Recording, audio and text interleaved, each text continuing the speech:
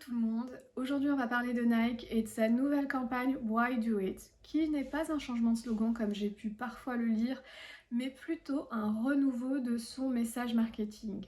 Alors pourquoi Nike a sorti cette campagne Why Do It quand cette marque bénéficie déjà d'un slogan qui semble bien faire le job, tant il est inoubliable et identifiable? Eh bien c'est ce que l'on va voir dans cet épisode du Club Strat.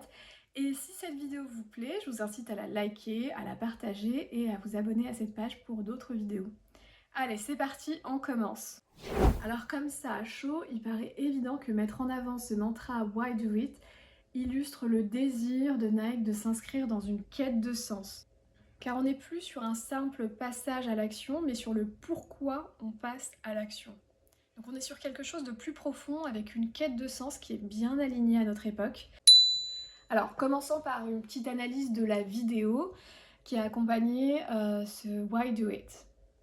Alors déjà, on a une musique qui vraiment nous emporte, qui est plutôt poignante, un peu comme la musique qu'on a pour la Ligue des Champions, si vous regardez un peu le foot. Et on a eu un esthétisme très léché, avec une belle photo, enfin c'est très très joli. Et une myriade d'athlètes qui sont en pleine action avec pas mal de ralentis. Donc sur l'image, Nike a géré comme d'habitude, hein. Et surtout ce qui est intéressant, c'est la narration qui est faite par Tyler, the Creator. Et durant toute la vidéo, Tyler, the Creator, pose tout un tas de questions. Par exemple, pourquoi se fatiguer à faire quelque chose? Pourquoi risquer de se rater? Enfin, pourquoi essayer? Pourquoi oser? Non mais vraiment, pourquoi oser? Et plein de questions de ce type, donc un questionnement incessant, pour finir par ma vraie question c'est mais et si vous ne le faisiez pas? Et là, à la fin, on a le Just Do It.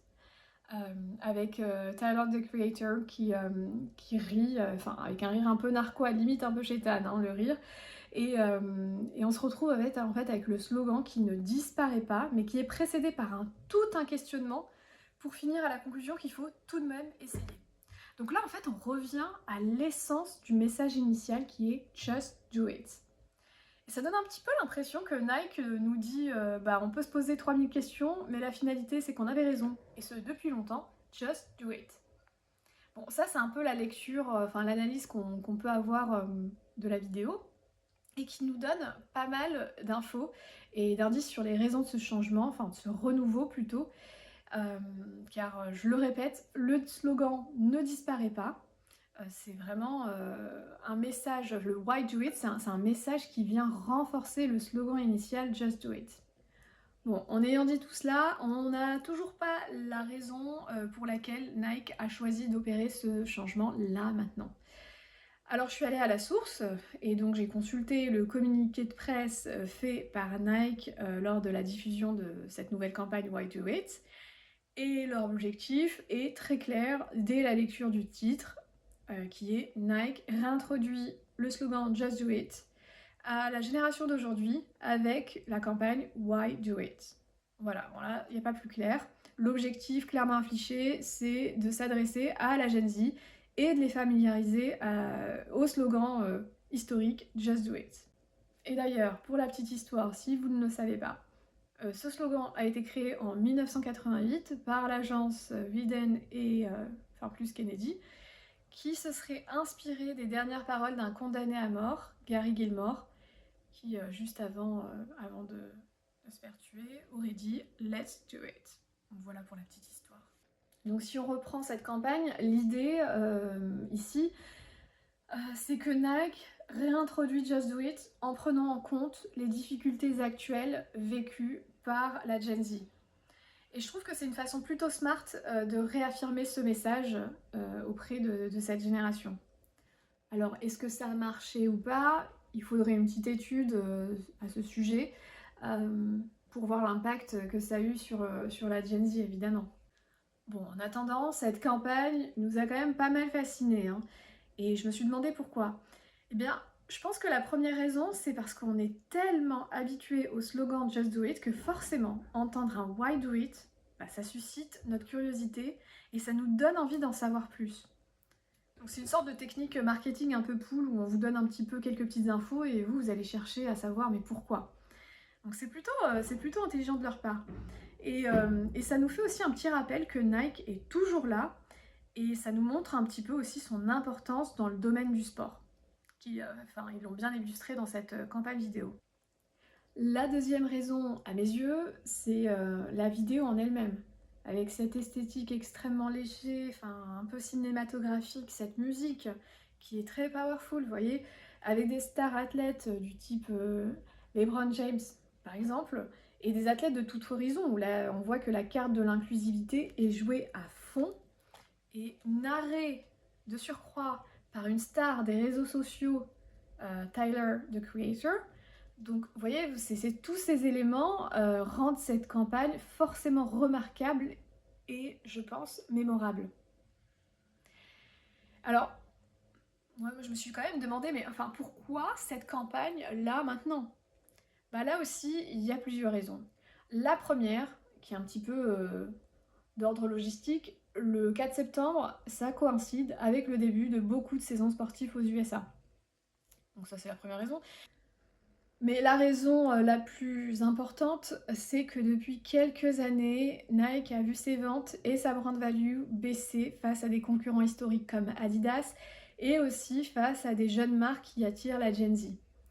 Alors avec une perte de revenus de 10% qui a été annoncée en début d'année, Nike et son CEO Elliott Hill ont décidé de recentrer leur stratégie sur la performance plutôt que sur le lifestyle. Donc là, on est sur une sorte de retour aux sources. Je ne sais pas si vous avez regardé, vous avez lu Shoe Dog, le mémoire du cofondateur de Nike, où on voit que les débuts de Nike sont vraiment marqués par la création de chaussures de running performantes pour les athlètes. Et comme je l'ai dit précédemment, il y a ce désir de conquérir la Gen Z. Donc Nike fait face à un défi de taille, remonter la pente financièrement parlant, et séduire une génération Z moins fidèle aux icônes historiques et plus attirée par des marques perçues comme authentiques et engagées. Et dans ce contexte, le rôle du slogan devient crucial. Car un slogan, c'est pas seulement une formule publicitaire, mais c'est un condensé d'identité, un outil stratégique qui relie une marque à l'imaginaire collectif. Et en effet, les travaux académiques sur le branding émotionnel montrent que les slogans capables de susciter un attachement fort renforcent la reconnaissance de la marque et favorisent l'engagement sur le long terme. Et depuis 1988, date à laquelle ce slogan Just Do It a été créé, ce slogan a incarné l'essence de Nike, c'est-à-dire un appel à l'action simple, universel et motivant. Mais le problème, c'est qu'après plus de 30 ans, un slogan, même aussi culte qu'il soit, risque quand même de perdre de sa fraîcheur auprès d'une génération plus en proie au doute et en quête de sens et pour qui l'action ne suffit plus. Et il faut un sens maintenant derrière l'effort que Nike incite à faire. Et c'est ce besoin que Nike cherche à adresser avec sa campagne Why Do It. Via cette dernière, Nike ne se contente pas de pousser à l'action. Nike place la réflexion au cœur de son message et répond ainsi aux attentes actuelles d'authenticité et d'empathie. Et cette stratégie illustre ce que la littérature académique nous a enseigné, c'est qu'un slogan efficace ne se limite pas à la mémorisation, il doit refléter les évolutions culturelles et psychologiques du moment. Et c'est ce que fait Nike avec cette campagne, en capitalisant sur son héritage, tout en se repositionnant pour maintenir sa pertinence auprès d'un public plus jeune et pour qui consommer une marque suppose plus que jamais de partager ses valeurs et comprendre son état d'esprit. Et comme pour toutes les campagnes publicitaires, Nike utilise plus ou moins subtilement plusieurs biais cognitifs pour toucher la Gen Z. Et ce, en commençant par le biais d'autorité. En utilisant des personnalités du sport connues comme LeBron James par exemple, et en utilisant Tyler, the Creator pour la narration, cette campagne renforce l'idée que si ces figures d'autorité dont le sport et l'entertainment lui font confiance, alors c'est une marque à suivre. Ajoutez le fait que cette campagne invite implicitement à ne pas rester spectateur, mais aussi à se questionner et à rejoindre une conversation, et là sont activés 2 biais.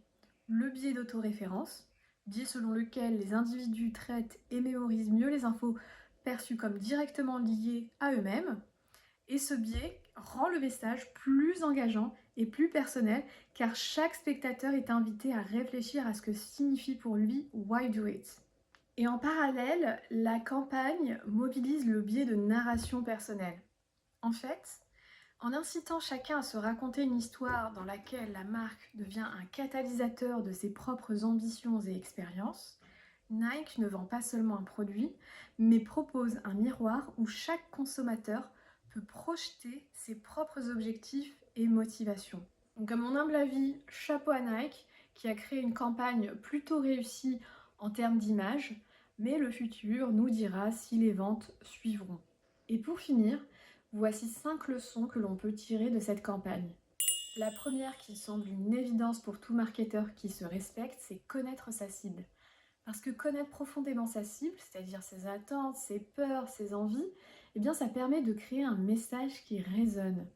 Ici, Nike sait qu'en s'adressant à la Gen Z, s'adresse à une génération anxieuse et en proie au doute. La deuxième leçon, c'est choisir des ambassadeurs crédibles.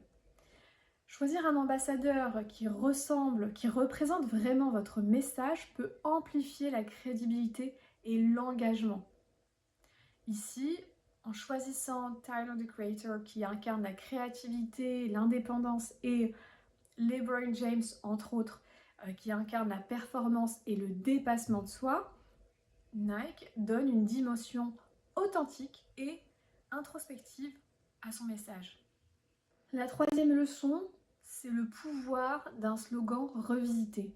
Il ne faut pas hésiter à revisiter vos messages clés pour les rendre pertinents face aux évolutions culturelles et générationnelles. Avec Why Do It, on a un message qui invite à une réflexion personnelle plutôt qu'un simple impératif de Just Do It. Donc on voit que même un slogan aussi culte que Just Do It peut être réinterprété pour rester pertinent. La quatrième leçon, c'est savoir conjuguer héritage et renouveau. Valoriser l'histoire de votre marque tout en adaptant votre message à l'ère du temps crée un équilibre entre crédibilité et pertinence. Et c'est bien ce qu'a fait Nike en capitalisant sur son héritage iconique tout en innovant son message pour rester moderne et pertinent. Et la dernière leçon, c'est créer un espace de conversation et d'engagement, surtout lorsque vous ciblez la Gen Z. Un bon marketing ne se limite pas juste à de la publicité qu'on voit à la télé ou sur nos écrans. Il doit ouvrir un dialogue et continuer de faire parler. Et cette campagne invite à la réflexion personnelle, mais aussi au partage et à la discussion. Donc voilà, c'est fini pour aujourd'hui. J'espère que vous avez apprécié cet épisode. Si c'est le cas, n'hésitez pas à liker. Si vous avez des commentaires, n'hésitez pas à me les écrire. Je serai ravie de vous lire et de vous répondre. Et n'hésitez pas à partager cet épisode. Et puis si ça vous a plu, abonnez-vous et vous aurez d'autres épisodes sur le marketing, la publicité, les biais cognitifs, etc. Voilà.